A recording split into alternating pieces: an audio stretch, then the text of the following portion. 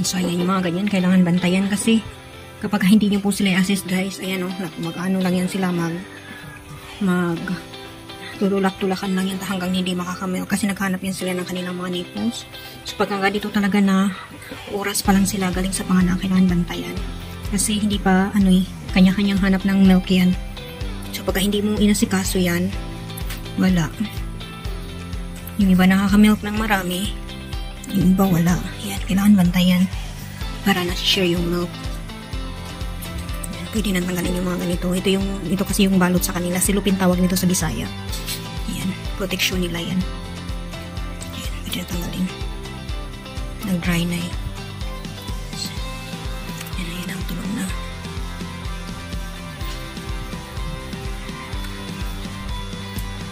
Yung mga ganito, yung mga maliliit kailangan bantayan. So, hindi talaga magpapakampante pagka ganito kasi yun, yung mga tunog na ganyan, oops, tutulak nila yan eh.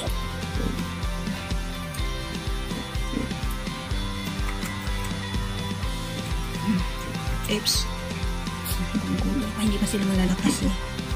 Wala pa silang hindi ba may resiluman,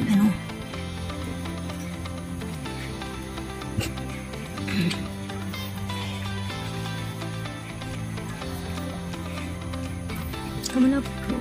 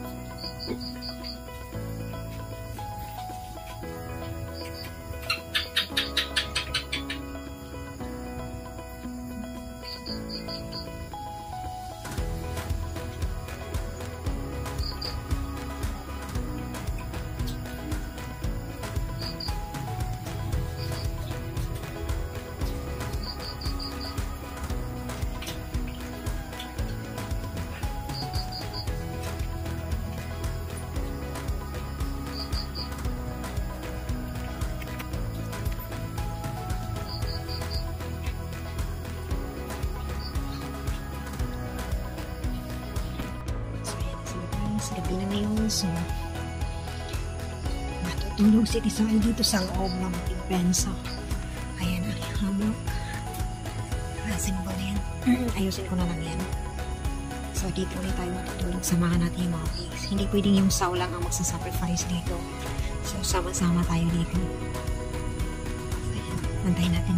Antayin namin magising yung kanilang daddy. Kasi pagod yun guys. Nag-shovel ng snow. So ako kagabi nakatulog ako eh. Hanggang 12 midnight yung sumisilip ako dito. So wala pa siyang sign. Okay pa siya kagabi. Kalmado pa siya eh. Kaya bumalik ko dun sa kwarto. Tapos kinamakan. Okay pa rin siya. Pero nag-scratch na siya ng floor. So may signs na siya. Tapos nakapagsimba pa rin ako kanina. Diyan na ako sa may chapel nagsimba. Tapos ayan na. Nagpahinga ako ng tanghali. Kasi nagluto ako ng aking pagkain. Sisilipin ko lang ayun. May isang piglets na. So hindi na ako nakaalis. So ayan na sila. Bali 15 po yan lahat guys. Yung isa durog na siya. So it means matagal na yung patay doon sa loob. So, bali 3 yung mortality, tas 12 yung ating piglets. So, napaka-blessed. Na-break niya talaga yung kanyang record. Even, Sasa, naabot niya yung record ni Sasa. Masyado kasi maligalig dito si Kulit. Akala ko nga talaga 8 lang yung piglets niya. Kasi, medyo doubted ako sa laki ng tiyan niya. Pero na-realize ko na ang dami pala nun. Siya eh, masyadong magalaw. Magaslaw si Kulit. Napaka-hyper talaga nito siya. Bubbly yung personality nito. Masyado siyang maligalig. medyo malalaki na yung ating mga piglets guys, and nagkakalaman naman na sila. Nakakatuwa lang. So, dito ko na nilagay yung, yung heating lamp sa loob kasi pagka doon masyadong maginaw. So, isama natin sila sa nanay, tapos lagyan natin ng ilaw kasi maulan pa rin, maambon-ambon pa rin. Kaya, kailangan natin i-light up yung lulit. Kasi bago ano pa lang sila, hindi pa nila kakayanin yung ginaw. So, dito naman ako, yung samahan ko lang. Dito na lang kami dito sa loob. So, yan. So, as usual, dito si Tisay matutulog sa loob ng hamak. So, nandito na yung sleeping bag ko. So, wala na dito.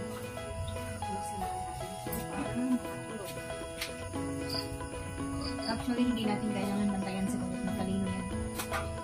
Magagaling yung mga sounds pagdating sa pag-alaga sa mga piglets.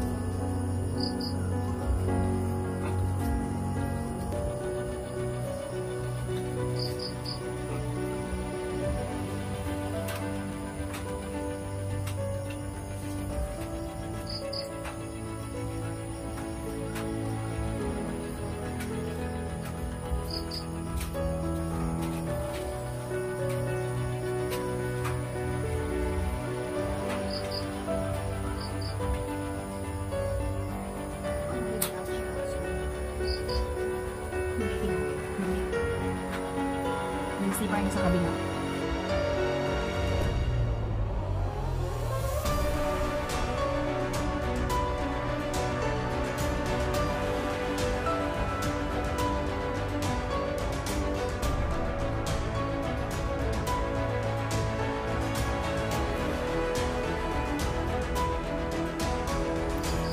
Iba yung heating lamp guys kasi hindi pwedeng maginaman yung mga piglets. May tendency na hindi nila kakayanin. Kasi ito yung first 24 hours nila. So, nililipat-lipat ko. Tsakaan ko mo ng ganyan, nilipat-lipat. Okay naman na sila yun. Bukas na sila putulan ng ngipin at saka nagpunto.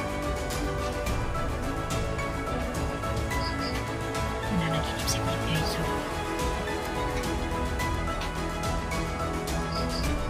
nakapag-electrolyte na yun siya.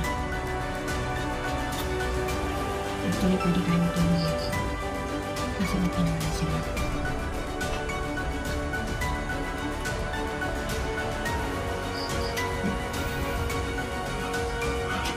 Dami ng lamok.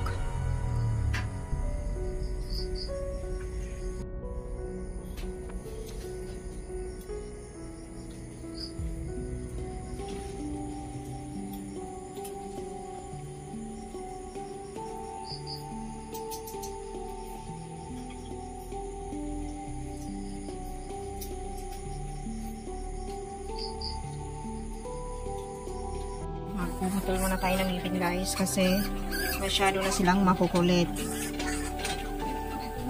Nasasaktan na yung nanay kaya huwag natin antayin yung bukas. May ano ako dito eh. Pwede na ako lang mag-isa kasi meron ako animal crying so mamarkahan na lang natin. Pinakain ko muna si kulit.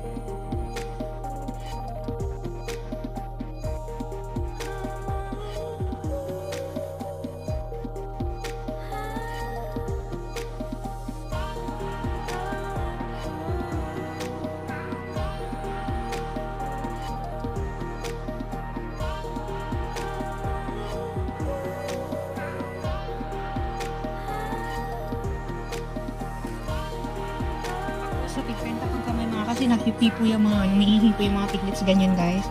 Kailangan yung mga ganyan, may mga basa-basa. Kailangan natin patuyuin yan. Kaya may mop. Itong mop po na bali yan. Kaya, pero pwede pang magamit, kaya pang tsaka na muna natin yan. Kasi hindi pa pwedeng umalis para mabili ng bago. Ang kailangan lang talaga dry yung big pen para hindi magkasakit yung ating mga pigs. Iniwasan natin dito magkapulmonya mga piglets. Ayan, sarap sila maglulog. Ganyan kailangan bantayan.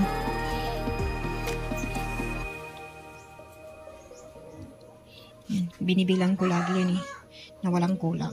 It's paranoia. Pero hindi po, for safety lang po, for security na rin. So, tulog na tulog yung ating mga piglets guys. Maya-maya, puputulin na natin yung umbilical cord kasi para hindi maka-infection. Kasi pagka natatapakan, yun yung magiging reason kung bakit nakaka-infection. Tapos, minsan nakaka-problema sa tiyan. Yung nagkakaroon siya ng parang yung bumubukol doon sa tiyan. Kasi, isang reason is kapag nakaka-infection yung umbilical cord. Kaya, mabilis na may tumutubong bukol sa tiyan. So, mag-ingat tayo sa ganun para walang problema yung ating mga pigs.